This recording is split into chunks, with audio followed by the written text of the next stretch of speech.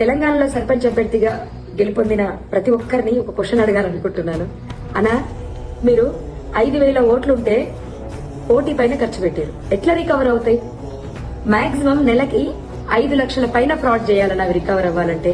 పోనీ రాష్ట్ర ప్రభుత్వం నిధులు ఇస్తుంది, మీరు పనులు చేసుకుంటే బిల్స్ వస్తాయి అనుకున్నా రాష్ట్ర ప్రభుత్వం దగ్గర నిధులు లేవు, మీరు పని చేసుకున్న బిల్స్ రావు.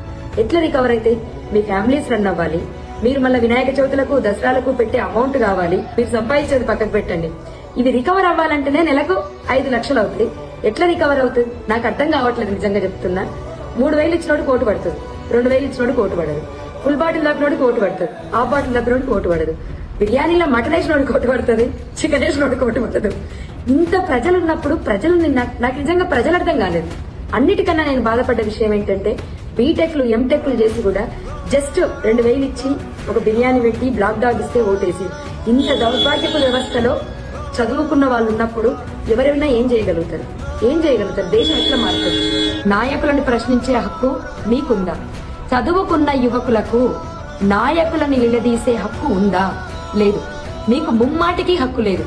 నిలదీస్తే నిజంగా చెప్తున్నా, అది మీ తప్పు కూడా. నేను చెప్తున్నా, ఏ హక్కుతోటి అడుగుతారయ్యా మీరు గెలిచిన నాయకులని? ఏ హక్కుతోటి అడుగుతారు?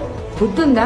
నిజంగా చెప్పాలంటే 2,000 full bottle Black Dog bottle food, వీటి కోసం ఓట్లు అమ్ముకునేటోళ్ళు రేపు ఎట్లా అడుగుతారు?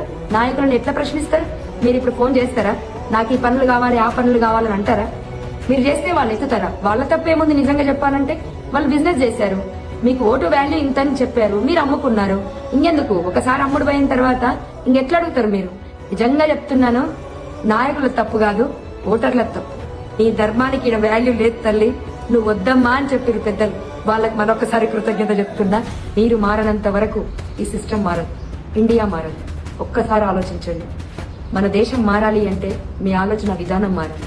ఎందుకు చదువుకున్నాం? నాకు పడ్డ ఓట్లయితే నాకు పరిచయం లేని వాళ్ళు వేసిన ఓట్లు, ఓన్లీ నా గురించి విని వేసిన ఓట్లు అవి. వాళ్ళకి నిజంగా మనస్ఫూర్తిగా కృతజ్ఞత చెప్తున్నాను. ఒక్కడుగు నేను వేసాను, నాతో పాటు కొన్ని అడుగులు ముందుకొచ్చాయి. ఎంతైతే అంత అయింది, అంతే మొండిగా పోరాడతాను.